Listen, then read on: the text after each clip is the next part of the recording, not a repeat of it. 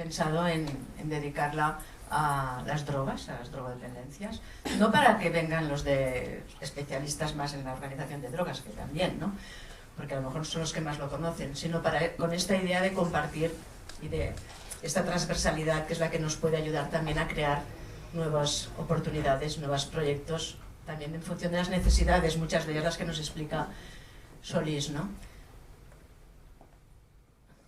Bueno, yo no me he presentado porque estamos en plan interno, pero presentar a Felisa Pérez es también un poco una obviedad, ¿no?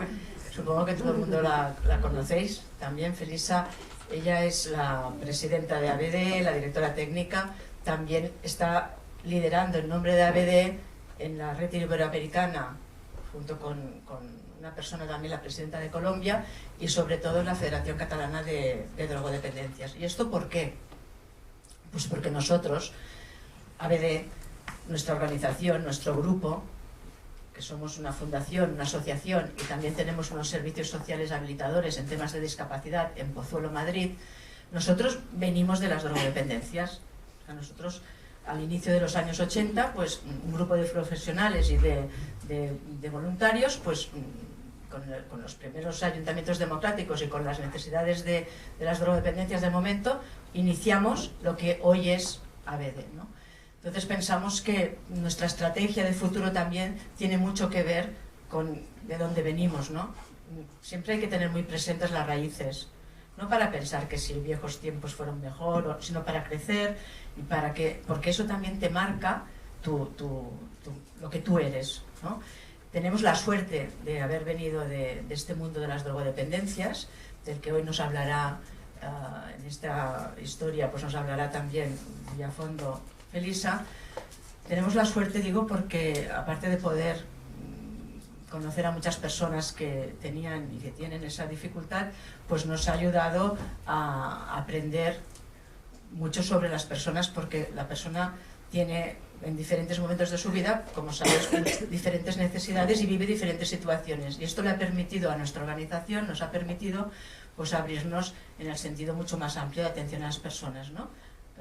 Todos los temas de infancia y familia, los temas de inclusión y pobreza, los temas de discapacidad, de la belleza, de personas mayores, etcétera, etcétera. Y de una manera muy natural fuimos ampliando desde este origen de drogodependencias a lo que nuestra misión es hoy de ABD, ¿no? Pero bueno, por eso hoy pensamos que el primer día también era importante que fuéramos a este inicio y dedicarlo también a este tema. También con la idea de que no hacemos nada especial, sino que cogemos aquel conocimiento que cada uno de nosotros tiene en diferentes ámbitos y que ya lo tiene de alguna manera, ya lo conoce, lo ha ido explicando en otros sitios, y decir, bueno, pues esto que ya está, voy a compartirlo en este espacio que es el Social Hub.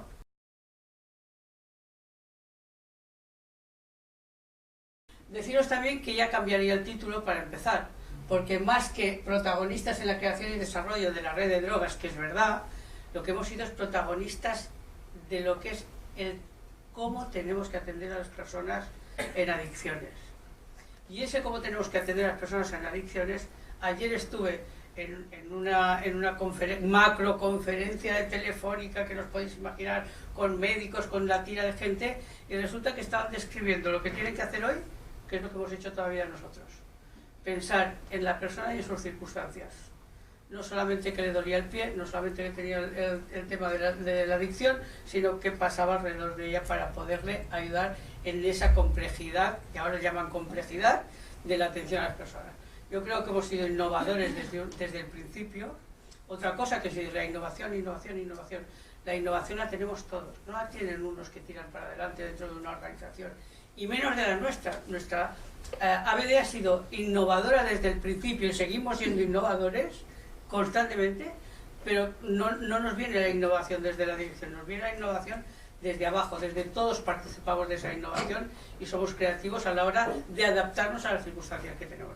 Voy a pasar rápido porque si no la primera me entretendré. Por lo tanto esto no me va, la primera.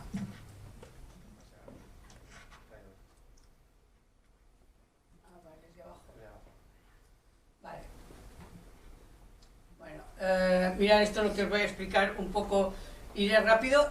Digo algunas cosas de perogrullo que algunos me habéis oído 20 veces, pero que para mí, para explicar el contexto general de ABC, me es imprescindible volverlo a repetir, ¿eh? Lo que es el tercer sector, cómo hemos participado en él, la historia de las drogas en las diferentes etapas, el perfil de usuarios que tenemos en la actualidad, el modelo y enfoque de intervención, muy someramente, y la red de atención de Cataluña. Y ahí explicaré un poquito más. O sea que voy a ir un poco rápido. Pues, Enrique, te hace caso a ti, pero a mí no. ¿El de abajo no? Sí. O hagas... de los micrófonos. Enfoca ahí. Ahora. Vale, ya está, voy a aprender al final.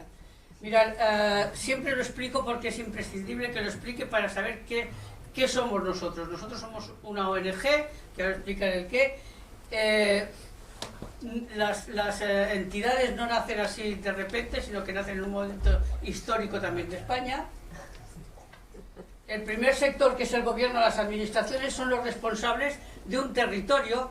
Puede ser Barcelona, puede ser Cataluña, puede ser España o puede ser Europa, pero el sector de gobiernos son los responsables de que estos ciudadanos vivan lo mejor posible y estén lo mejor atendidos posible. Cada uno tiene sus programas, los de izquierdas tienen unos, los de derechas tienen otros, pero estos tienen la responsabilidad de que los ciudadanos o las personas que viven en un territorio que a veces no tienen la categoría de ciudadanos porque no tienen los papeles, pero que están en ese territorio, se vivan lo mejor posible. El segundo sector económico mercantil financiero viene de años y años y años, y sabéis la importancia que tiene, y durante años han dicho que creaba riqueza. Habéis visto a lo largo de estos últimos años que también crea pobreza, y que la pobreza resulta que luego la recogemos nosotros aquí. Por lo tanto, este sector económico mercantil está influenciando muchísimo en el sector de los gobiernos en el primer sector. Y aparece con la democracia, que eso es el 78, ayer fijaros 44 años del entierro de Franco, o sea, no hace tanto, con la democracia aparece la posibilidad de participación. Yo he vivido años donde 3 personas juntas no podíamos estar y no te podías asociar, pero con la democracia nace la posibilidad de asociarse. ¿Y qué nos pasa? Pues que nace un tercer sector, que nacen aquellas personas de la sociedad civil normal y corriente que dicen, o tienen el problema en su casa, pueden ser familias que tenían en aquel momento el problema de las drogodependencias, o personas que están implicadas y que quieren ayudar, que resulta que dicen, mira, nosotros vamos a asociar, y aquí, mientras los gobiernos dan la respuesta, que si la dan, no la dan, y que andan un poco por detrás, vamos a dar la respuesta a nosotros y a exigir que haya y a reivindicar que haya una respuesta en este caso concreto. En el que yo os hablaré es el de las drogas. En los años 80 aparece el problema de las drogas y nos coge a todos que no sabíamos de qué estábamos hablando. Toda la vida con alcoholismo, que en aquel momento no se sentía como enfermedad tampoco el alcoholismo, y empezamos a pensar qué es lo que podemos hacer por las personas drogodependientes en aquel momento. Bueno, pues ahí nace el tercer sector, o sea que hace 40 y pico años. Hemos crecido muchísimo. Ahora lo damos por sentado que las ONGs, que las asociaciones, que todo esto existía, pero esto no existía. Existía Cáritas, Cruz Roja y muchas órdenes religiosas, ¿vale? Pero no existía lo que es el tejido asociativo como ahora. O sea, lo público, nosotros, la responsabilidad pública la tiene el primer sector, pero nosotros tenemos una vocación pública, y la vocación pública es de participar en los problemas que tiene la ciudadanía, en los problemas que hay en un territorio. Mirad, otra cosa que está pasándonos, que se ha estudiado ahora estos días, bueno, estos días vengo de otro sitio que han hecho un estudio en España de quién entiende lo que es el tercer sector. Pues resulta que casi nadie sabe lo que es el tercer sector, porque como le damos tantos nombres, pues nadie sabe exactamente a qué nos referimos con el tercer sector. La definición: ONGs, organizaciones no gubernamentales; ONLs, organizaciones no lucrativas; SCO, pues sociedad civil organizada, tejido asociativo, entidades. Todo esto es la definición de lo que somos nosotros. Pero ¿qué fórmulas jurídicas tenemos para asociarnos, para ser todo eso? Pues son asociaciones y fundaciones. ABD tiene asociaciones y fundación también. También hay cooperativas que son del tercer sector, y mutuas que también son sin ánimo de lucro. ¿Qué diferencia con respecto a la situación que tenemos? Estamos viviendo en una sociedad capitalista. ¿Qué diferencia? Nosotros podemos canalizar fondos públicos, fondos privados, para la causa en la que estamos trabajando. Y podemos sumar colaboraciones, sumamos colaboraciones de personas voluntarias, de empresas o de todo aquel que nuestra causa piense pues que le da sentido también y que puede participar. Dentro de una sociedad, como os decía, capitalista, operamos de otro modo, operamos con otra finalidad, sin ánimo de lucro. Quiere decirse que nuestro objetivo es el bien común. Es necesario que entendamos esto porque no estamos en una empresa. Nosotros hablamos de empresas, hablamos de tal, pero estamos en una ONG, estamos en un tercer sector, estamos dentro de una asociación que tiene todas estas características y lo tenemos que saber. Porque siempre hacemos un poco más allá realmente de lo que es un trabajo de normal y corriente. Y además atendemos a personas, en nuestro caso atendemos a personas porque, como os he dicho antes, puede ser cultural, educativo, deportivo, etcétera, etcétera, en el tercer sector. El nuestro es social, de atención a las personas. Bueno, centrándonos en el... Mira, me ha salido una cosa mal. ¡Oh, qué lástima! Ya he empezado, esto no me lo he podido repasar. Centrándonos en el recorrido histórico, pensar que la heroína, que ahora también pensamos que es que toda la heroína pues es ilegal, la heroína la descubre la Bayer en 1895 y la comercializa en todas las farmacias en España para la tos, sustituta de la morfina, tiene un uso recreativo, etcétera, etcétera, y vas a las farmacias y la comprabas. La heroína fue de acceso libre hasta 1918, que se restringió por un decreto que hubo, muchos decretos después y leyes y demás, pero quedó la del carnet de extradosis, que llegó después hasta el 32, en el 32 se prohíbe y queda la dosis extraterapéutica hasta el 67. Estamos hablando que las drogas aparecen aquí en España, la heroína aparece aquí en España, que crea todo el follón en los años 70, finales de los 70, principios de los 80, hacía nada que se estaba dando la heroína en las farmacias. El consumo de cocaína y heroína quedó relegado a ambientes de privilegio, pero anteriormente había estado utilizándose, os digo, vendiéndose en las farmacias. Posteriormente, resulta que he puesto la centramina y los optalidones porque hasta los años 80 las centraminas las estábamos utilizando estudiantes para estudiar y los optalidones eran de acceso absolutamente libre, que ahora no existen en el mercado, pero que las anfetaminas, que las centraminas son anfetaminas, existen en el mercado ahora, pero está regulado y tiene que ser el médico el que te la recete, pero en aquel momento se vendían realmente directamente a cualquiera que entraba a las farmacias. Mirad, jarabe de heroína, de la Bayer, para tos, para los niños y tal como se estaban en aquel momento publicitando. O sea que esto no aparece en los años 80, finales de 70, principios de los 80, y aparece con el tráfico internacional que esto supone ya el tema de la heroína. O sea, aparece en un mercado que estaba prohibido y que había quedado relegado prácticamente a los médicos, los farmacéuticos, los de la jet set que consumía, pero que realmente aparece cuando todo el tráfico, se inicia el tráfico en los años 80. Y además, ¿qué pasa? Que los jóvenes tienen un gran poder adictivo y empiezan a consumir muchísima población, y para consumirla y para comprarla pues necesitaban delinquir. Esto crea, junto con los medios de comunicación, una alarma social impresionante, que toda España se pone patas arriba a ver qué es lo que se puede hacer, a ver qué es lo que podemos hacer al respecto. Bueno, las muertes que se inician en el año, por ejemplo, 81, fueron tremendas por sobredosis de heroína. Por lo tanto, esa alarma social estaba fundada. ¿Qué pasa con lo que os decía antes? Que ya podíamos asociarnos, las madres sobre todo se asocian, las familias se asocian, voluntarios y profesionales se asocian para ver qué es lo que se puede hacer, dar respuesta y presionar a la administración. Bueno, en España, en Cataluña en concreto y en España, se crea todo eso, los servicios acababan de aterrizar los primeros ayuntamientos democráticos entonces también. O sea, todo viene, ABD nace desde los primeros ayuntamientos democráticos con los primeros servicios sociales también de entonces. Por lo tanto, hemos hecho trayectoria, historia juntos. Y entonces, desde los servicios sociales, que era donde entonces se iba a ver qué es lo que se podía hacer, resulta que reciben que si unas madres del Congreso, del del barrio del Congreso, dicen que sus hijos están tomando no sé qué, que el cura del barrio de no sé dónde, que el otro tal, empiezan a movilizarse porque dicen no sabemos qué está pasando, pero nuestros hijos están fatal todos y además nos están haciendo la puñeta y aquí una serie de problemas que empezaron en aquel momento. La gestión de los primeros servicios públicos que se hacen desde la administración son las ONGs. Las ONGs dan respuesta por sí solas, pero además gestionan lo que los servicios públicos empiezan a hacer en los ayuntamientos. Sabéis que empezaron los ayuntamientos a dar respuesta a este tema porque los ayuntamientos son la organización, la administración más cercana y próxima al ciudadano, por lo tanto es el que recibe antes todas las consecuencias de lo que pasa en un territorio. Después fueron las diputaciones, el gobierno central y las autonomías se incorporaron posteriormente. Nosotros nacemos con un nombre que se llamaba APAT en los años 80, que luego ha pasado a ser lo que es ABD ahora, con mucha historia por medio que sería para pasar mucho tiempo.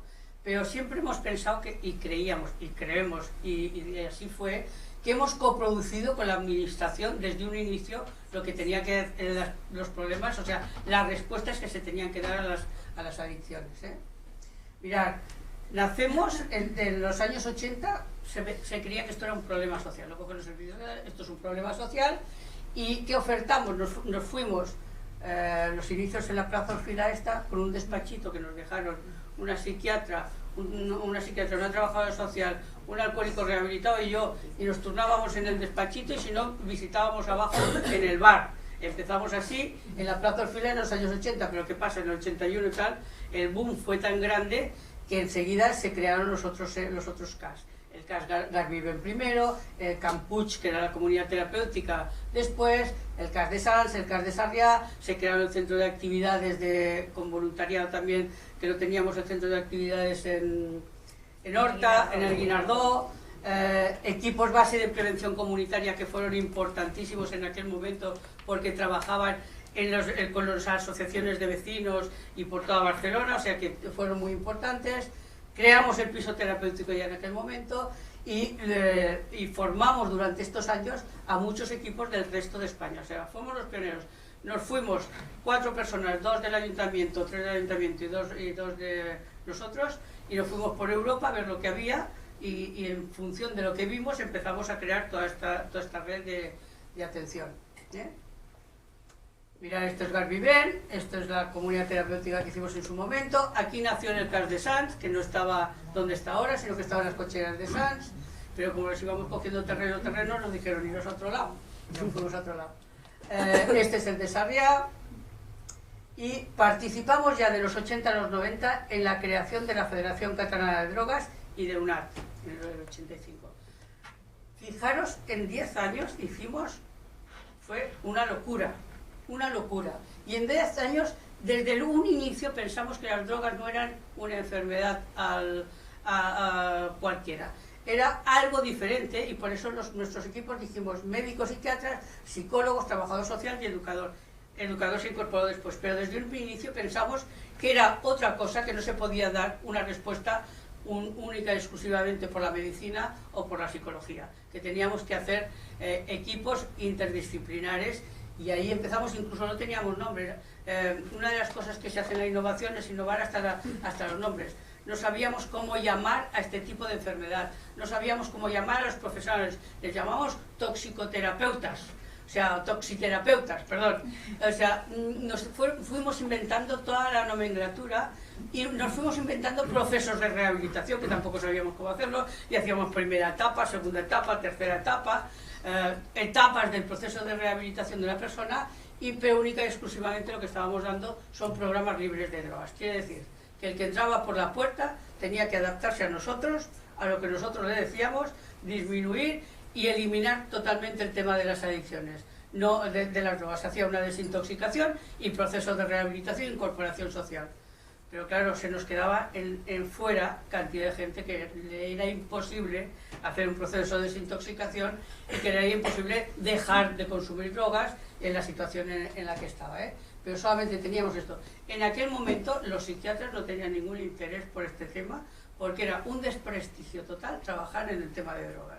El tema de las adicciones sigue siendo poco valorado, pero en aquel momento era un desprestigio total el trabajar en estos temas. Era trabajar con el lumpen, era trabajar con una gente de todo tipo. Bueno, del 90 a 2010, ¿qué pasa? Que como vimos que no llegábamos a todos, porque no llegábamos a todos, apareció además en el 85 en Estados Unidos el tema del SIDA, y nos pilla a todos otro tema que tampoco sabíamos cómo resolver. El tema del SIDA, nuestros usuarios empezaron a tener el VIH positivo y empezaron a morir mucha gente por el tema del SIDA, y no teníamos absolutamente nada tampoco. O sea que nos tuvimos que poner, a ver, que yo recuerdo enviar gente al clínico para que los visitasen, y como tenía SIDA, los aislaban totalmente, se ponían los médicos aquellas mascarillas, a ellos exactamente igual, venían llorando al CAS y nosotros los abrazábamos. O sea, era otra cosa, otro tema que se incorporó y que dejaba a los drogodependientes en una situación de exclusión total. ¿Qué hicimos? Bueno, pues entonces empezamos a pensar, ya teníamos el CAS de Sants, el CAS de Sarriá, el Prieto, el Nuevo tal, y el de Igarviven, y entonces empezamos a pensar que se tenía que dar otra cosa, y que Europa en algunos sitios ya lo habían hecho, dar metadona. ¿Qué hemos dicho de dar metadona? Eso es dar una droga, con lo cual empezaron a haber cantidad de gente que no quería en absoluto utilizar el tema de la metadona, porque se pensaba que era sustituir una droga por otra, y realmente sustituir, pero controladamente. La metadona ha salvado a muchísima gente, muchas vidas ha salvado. En el momento que introdujimos la metadona dejaron de morirse, en el 91 murieron familias enteras, fue increíble.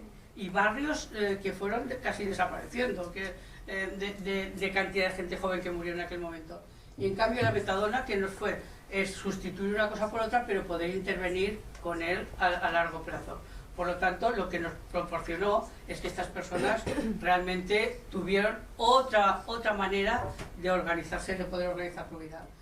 Pero cuando estábamos con la metadona, cuando estábamos en los CAS, van y nos dicen, en Cantunis, ya llevamos no sé cuántos días, aquello no os podéis dar ni idea de lo que es. Vamos a Cantunis y nos encontramos que aquello era la selva total, donde las sobredosis estaban por todos los lados. Aquello era realmente desolador, la situación aquella.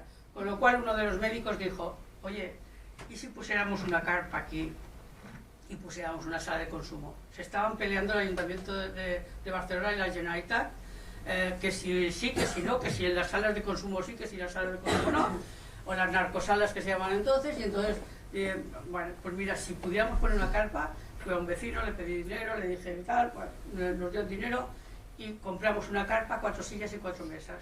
A partir de entonces fue la primera sala de consumo que se tuvo aquí en Cataluña. Por lo tanto, fue también una organización como la nuestra que veía la necesidad, y que yo llamé al ayuntamiento y llamé a la policía, porque con la policía desde el CAS de Sants habíamos trabajado muchísimo, y dije, no sabéis nada, pero mañana hay una sala de consumo. Vale, era en julio, vale, a finales de julio, mediados de julio era. Digo, aquí no hay mucho follón porque ya se va la gente de vacaciones, con lo cual podemos hacer lo que queramos. Bueno, pues creamos la primera sala de consumo, después se pasó a esa sala que luego la veréis una carta, después se pasó esa sala a ser una unidad móvil, y cuando ya lo teníamos en unidad móvil y en la carpa incluso, ya empezaron todos los políticos de todo el mundo a decir, pues esto no está mal, esto pues sí merece la pena, empezaron a venir de otros países a visitarnos, ¿vale? Posteriormente, ¿qué pasó? Cerraban zona franca, y teníamos que demostrar, porque los CAS no cogían tampoco a los usuarios que nosotros trabajamos en Baluar, no querían cogerlos por miedo también. Son usuarios que no los quieren ni en las prisiones, por lo tanto, todo el mundo les tiene miedo. Ni los hospitales, ni las prisiones, ni los propios CAS que trabajaban en adicciones. ¿Por qué? Porque el que entraba en los CAS era aquel que llamaba por teléfono, que pedía hora y que quería rehabilitarse. Y nosotros estábamos trabajando con una población que no sabía ni en el día que estaba, ni la situación que tenía era deplorable. Con lo cual, teníamos que demostrar que esta gente merecía la pena. Y lo que hicimos es ir convenciendo a algunos de que se pusieran en tratamiento, y aquel mismo día los llevábamos al CAS de Sants, aquel mismo día, cuando él decía sí, los llevábamos al CAS de Sants y les dábamos metadona ahí el primer día. No tenían que esperar una lista de espera, no tenían que esperar nada, sino que los acompañábamos desde el Cantunis, los acompañaba un educador y el mismo día empezaba el tratamiento. ¿Qué demostramos? Que al cabo de 6 meses el 40% se mantenían en tratamiento. Por lo tanto, le demostramos al ayuntamiento que con esta población sí que se podía trabajar. Entonces, ¿qué hicimos? Cuando se cerró el puerto, dijimos, hay que montar una sala, hay que intervenir en Barcelona y hay que buscar la manera de derivar también a los CAS esta población en las circunstancias que ellos necesitan, inmediatas, no cuando a mí me apetezca, inmediato. Vale, pues esto es lo que hicimos. La sala Baluar se creó en el 2004, cuando se cerró, como os digo, Cantunis. En el 87, antes del 2004, se creó Energy Control, que me lo he saltado, lo he puesto al revés, pero Energy Control empieza en el CAS de Sants también a pensar qué pasa con estos chavales que entran y que no son heroinómanos ni son alcohólicos. ¿Qué es lo que tienen? Bueno, consumo de pastillas, ¿vale? Con ellos empezaron a hacer un programa que sería como para explicar largo y tendido lo que es el programa Energy Control, que es líder mundial en este momento, ¿eh? Otros programas que creo que aquí tenemos a Carmen, Preinfant, las embarazadas que nos venían al CAS y que no sabíamos qué hacer con ellas y que cuando tenían la criatura en el hospital les decían o se la doy o se la quito. Pero ¿qué hacemos con esta mujer que además a lo mejor tiene SIDA, que tiene VIH, que está en unas situaciones social increíbles? ¿Qué hacemos? Bueno, pues Carmen se inventó Preinfant. Preinfant, que es el inicio de todo lo que ha sido después, posteriormente, el área de infancia y familia, que es súper grande. Todo lo que hay en Madrid se lo debe a Preinfant y todo lo que tenemos en el área de infancia y familia, el inicio fue Preinfant. Es poner el ojo en aquellas cosas que vemos que podemos intervenir y que podemos mejorar, ¿eh? Preinfant también fue, me parece, no sé si el 97 o el 98, pero bueno, por ahí, 97. Fueron los dos a la vez, estos dos programas, que luego han tenido ya la repercusión que en este momento tienen, ¿vale? Que no me puedo extender. Esto era Cantunis, cuando la primera carpa que pusimos, y el autobús que teníamos, que eran para temas sociales. Esto el primer día que montamos la carpa. Cada día montar esta carpa y desmontarla no os quiero ni contar, que además los hijos de los vendedores que habían allá venían con las escopetas de perdigones, tiradas, pues, un desastre. Pero fue buenísimo porque la gente no se quería morir, se estaba muriendo mucha gente de sobredosis por cualquier sitio. Y habían colas, en cuanto empezábamos a montar el primer día la carpa, había colas para entrar, ¿eh? En la carpa pues pusimos, como veis, 4 sillas, 4 mesas y así fue. Bueno, ¿qué pasó? Cuando nos dieron otro autobús, teníamos 2 autobuses, uno lo pasamos a ser sala de consumo y el otro de los temas sociales. Y en el 2004, pues resulta que ya creamos lo que es la sala Baluar. Eso fue un exitazo de mucho cuidado, aunque eran 60 metros cuadrados, que luego fuimos creciendo conforme a las necesidades, pero la primera sala de consumo fue todo un éxito. Y no os quiero ni contar las otras salas de consumo que en Barcelona se quisieron poner y que no hubo manera de hacerlas, ¿eh? Toda la guerra que tuvimos recogiendo firmas, haciendo manifestaciones, etcétera, etcétera. Os lo explico muy por encima, pero todo esto tiene muchísima cosa, muchísimo tema detrás para llegar a lo que os estoy explicando, ¿eh? No es que se crea así pam pam, sino que ha tenido mucha gente detrás empujando y dejándose la piel por el camino. Esta fue en la sala de inhalado, fue en el 2014, creo que fue esta. Y en el 2018, por la que tenemos los que tenemos en la actualidad, ¿eh? Energy Control y Preinfant. Esto, fijaros, del 90 al 2010, o sea, fueron también años impresionantes de trabajo súper importante y creativo y de implicación de muchísima gente alrededor de ellos. Entramos a formar parte ya en aquella época de lo que es la Red Iberoamericana de Drogas y del Fórum de Salud Mental. Entonces, hemos pasado por programas de libres de drogas, programas de mantenimiento con metadona, programas de reducción de daños que llamamos, y el tema de patología dual. Cierto es que hay un porcentaje de personas con problemas de adicciones que tienen problemas de salud mental. Eso no se puede negar. Es que con la vida que llevan, cuando entran por la puerta, es difícil que no tengan algún problema de salud mental, que no estén depresivos, que no estén ansiosos o que no hayan cometido alguna atrocidad por ahí, porque es de lógica por la vida que les supone que las drogas sean ilegales. Pero no todas las personas que entran tienen problemas de salud mental, ni de forma cronificada, porque dicen, esto es un problema, es una enfermedad crónica y recidivante. Claro, si nos ponemos ahí, ninguno tiene salida.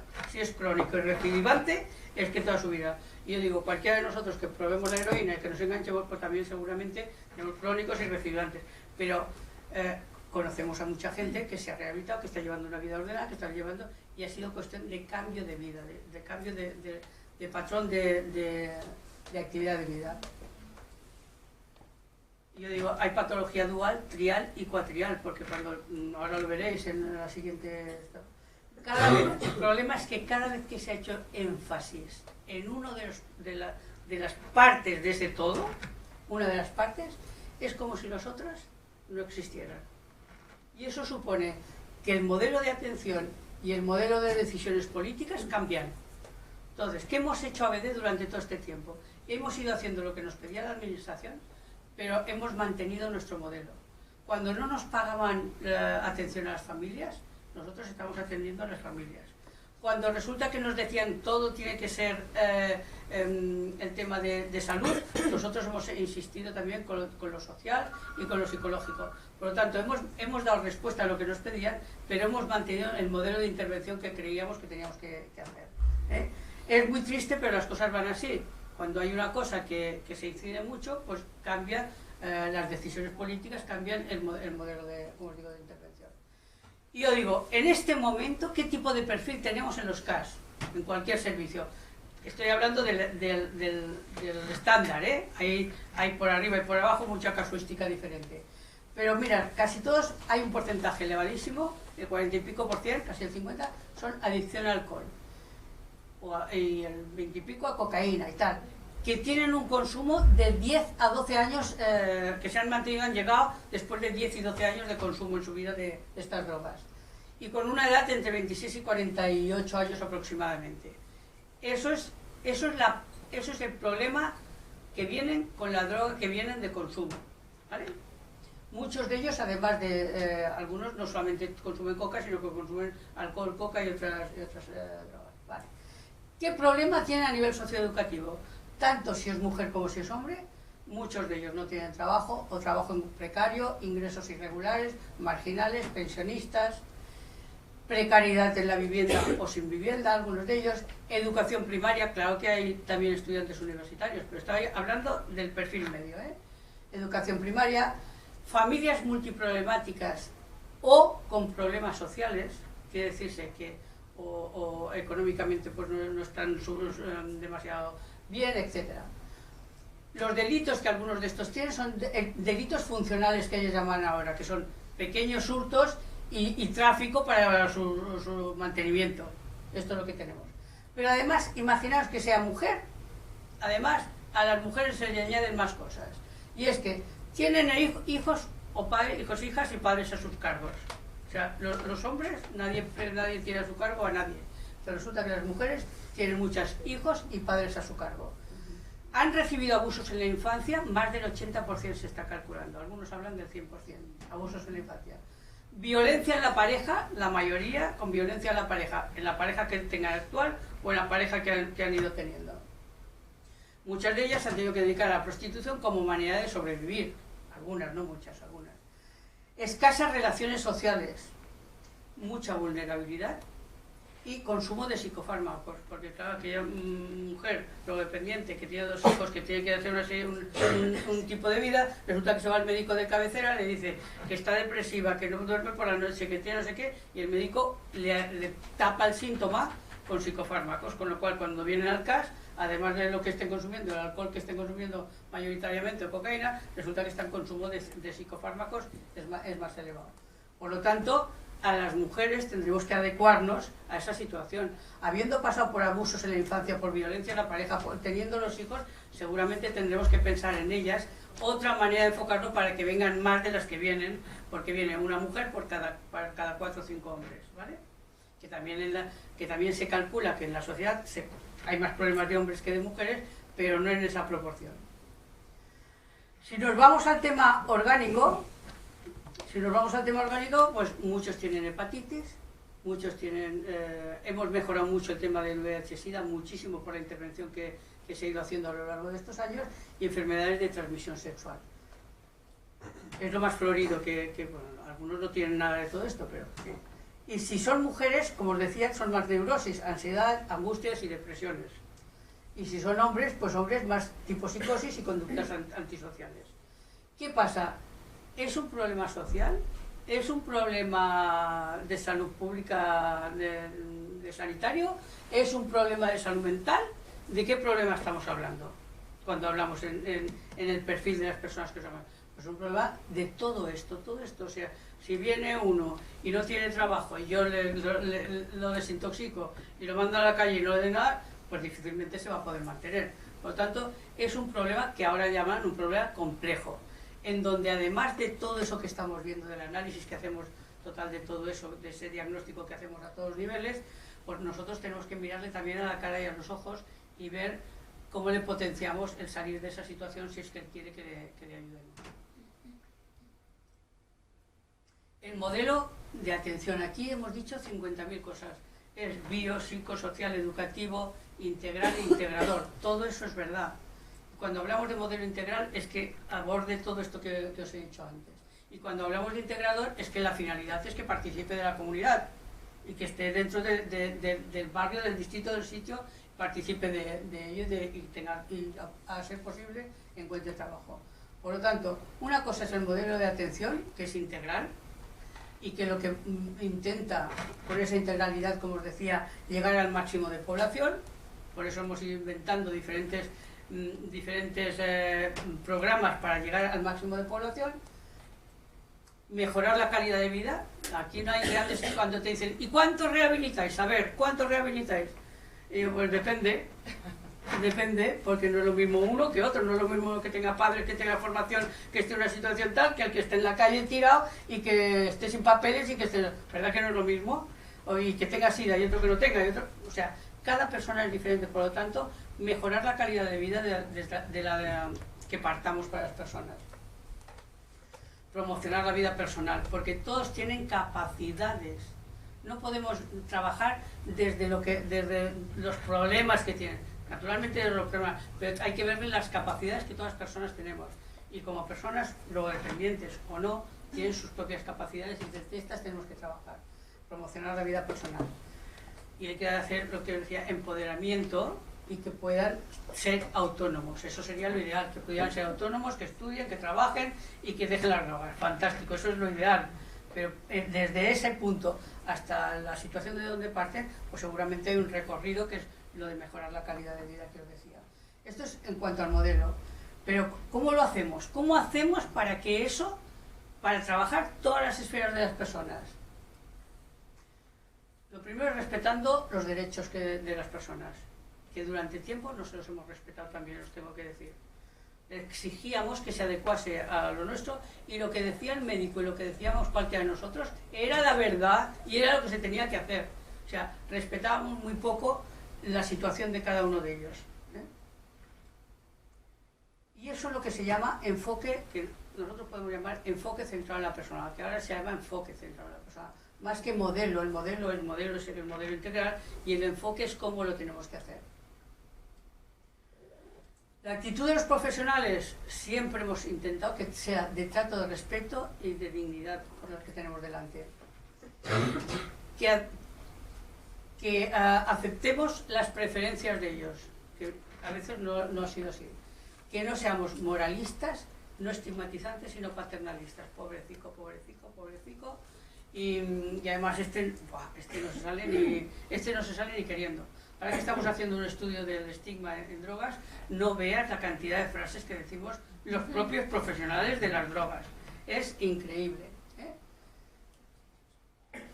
Acompañamiento desde la situación real de la persona, no de la que me gustaría, porque claro, a mí me gustaría que todos llamasen por teléfono, pidiesen hora y empezase el tratamiento y viniesen con la familia. Pero claro, iros a evaluar y veréis las situaciones que hay allá. O sea, tenemos que trabajar desde la situación real que tiene la persona.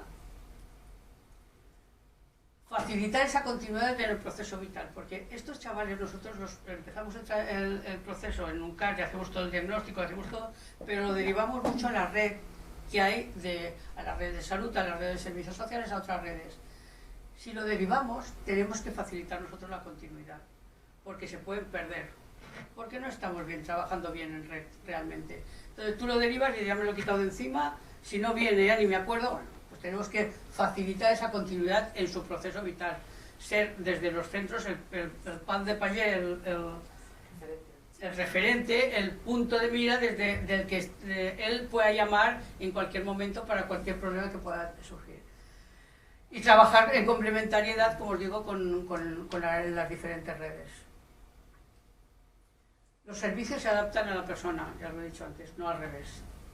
Hay muchos todavía, que sobre todo las comunidades terapéuticas o centros cerrados, que marcan mucha normativa. Y esa normativa impide que otros entren. Cuanto más normativa pones, más impides entrar. En el caso de Sancho me acuerdo de haber dicho algunas veces en el equipo, el que entra por la puerta es el que nos marca, no nosotros a ellos. Nos tenemos que adaptar al que entra por la puerta, porque al principio le decíamos, ¿cuánto consumes? ¿1 gramo? Pues mira, dentro de 15 días vuelve consumiendo medio. A ver si era el valiente que consumía medio y venía. Y cuando decía, ya consumía medio, que te lo tenías que creer, decía, bueno, pues ahora 1/4. Vuelve la semana que viene con 1/4, habiendo consumido 1/4. O sea, eso, a ver, qué valiente, continúa difícil. Pues hay que adaptarse a las personas y no al revés, como decía.